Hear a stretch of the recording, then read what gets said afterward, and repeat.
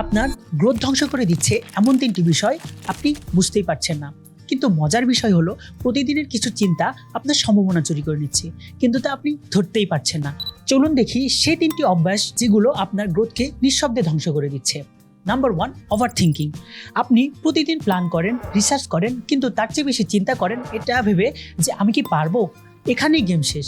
আমি মনে করি ওভার থিঙ্কিং হলো সবচেয়ে বড় গ্রোথ কিলার।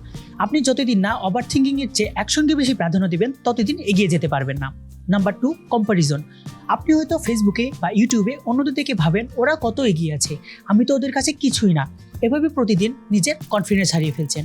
মনে রাখবেন, যখনই আপনি কম্পেয়ার করতে যাবেন আপনি নিজের কাছেই হারতে থাকবেন, কিন্তু যখন আপনি অন্যদের ভালো জিনিসগুলোকে অবজার্ভ করবেন তখন থেকে আপনি সফল হবেন।